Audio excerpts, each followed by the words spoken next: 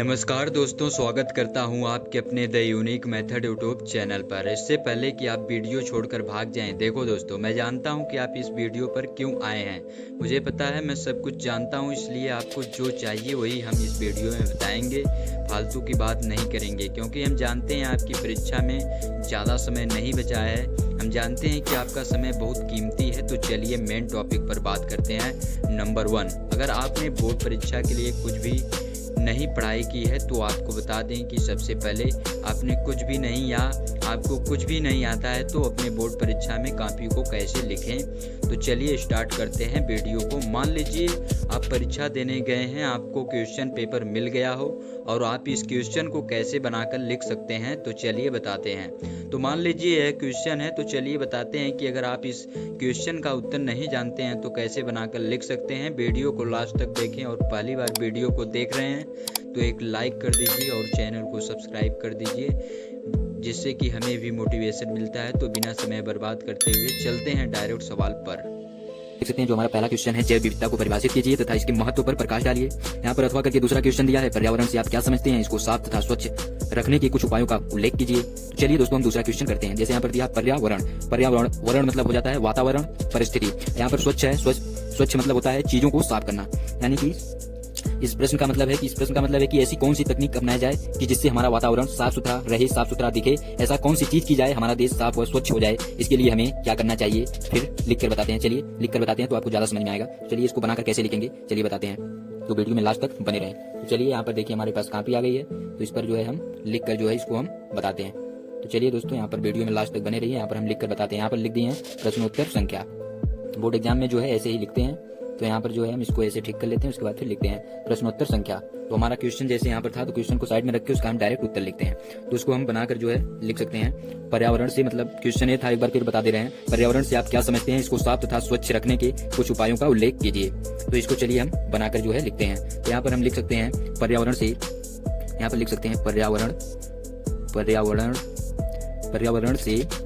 से बाहरी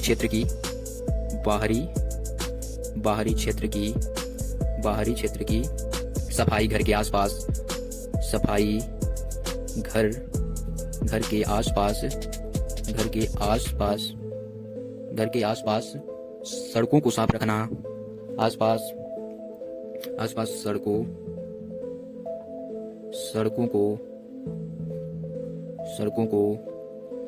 को साफ रखना। फिर इसके बाद गलियों को साफ करना, गलियों को साफ रखना। फिर इसके बाद देख सकते हैं इसी प्रकार से गलियों को साफ करना, इसी प्रकार से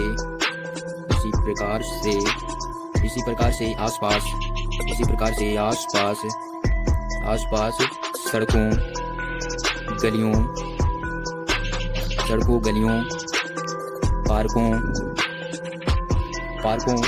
पार्कों को साफ रखने से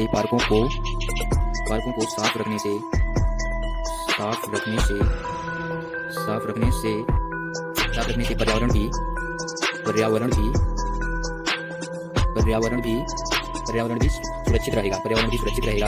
ऐसे ही मतलब बनाकर जो भी मन में आ रहा है उसको यहाँ पर लिखते जाना है। सुरक्षित यहाँ पर रहेगा। ये हम आपको बता रहे हैं, यहाँ पर बनाकर लिख रहे हैं, ऐसे आप भी लिख सकते हैं। यहाँ पर पर्यावरण सुरक्षित रहेगा। इसी प्रकार पानी का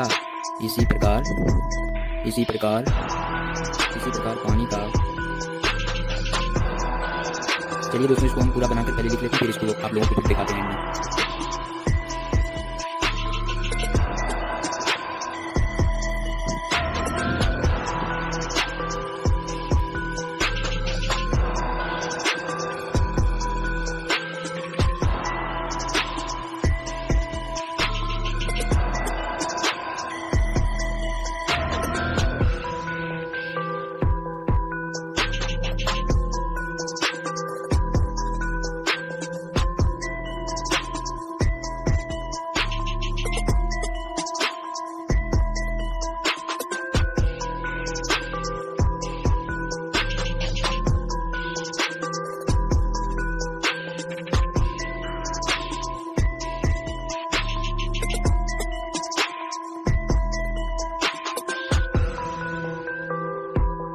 ऐसे ही आप बनाकर लिख सकते हैं। चलिए इसको एक बार पढ़ के दिखाते हैं। पर्यावरण से बाहरी क्षेत्र की सफाई, घर के आसपास सड़कों को साफ रखना, गलियों को साफ रखना। इसी प्रकार से आसपास सड़कों, गलियों, पार्कों को साफ रखने से पर्यावरण भी सुरक्षित रहेगा। इसी प्रकार पानी का उपयोग, आसपास के जल स्रोतों को भी साफ करना अच्छा रहता है। कूड़ेदान की यहाँ पर गलत हो गया है, इसके लिए सॉरी। कूड़ेदान को नियमित रूप से खाली करने से चारों ओर गंदगी कम होगा। ऐसे ही आप बनाकर अच्छे से अपने तरीके से बनाकर आप लिख सकते हैं। इसी प्रकार आप किसी भी क्वेश्चन के आंसर को बनाकर लिखते हैं तो आपको 100% नंबर मिलेगा।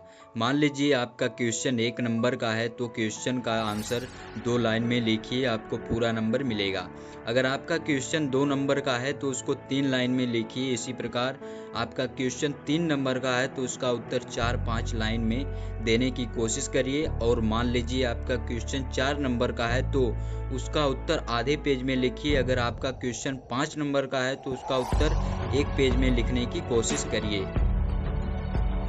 जैसे मैंने बताया है, अगर आप इसे फॉलो करते हो तो आपको टीचर खुश होकर पास कर देगा। अगर आपकी हैंडराइटिंग अच्छी है तो पास ही नहीं बल्कि टीचर आपको अच्छा नंबर भी देगा। चलिए अब आपको बताते हैं कि बनाकर लिखने पर आपको टीचर कितना नंबर देगा।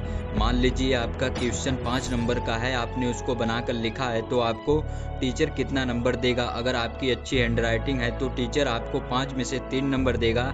अगर अच्छी हैंडराइटिंग नहीं है तो भी आपको 5 में से 2.5 नंबर मिल जाएगा। इसी तरह आपका क्वेश्चन 4 नंबर का है, आपने बनाकर लिखा है तो आपको 2 नंबर पक्का टीचर खुश होकर देगा। इसी तरह आप मान लीजिए कितना भी नंबर का क्वेश्चन है और आपने बनाकर लिखा है तो आपको आधा नंबर मिल ही जाएगा।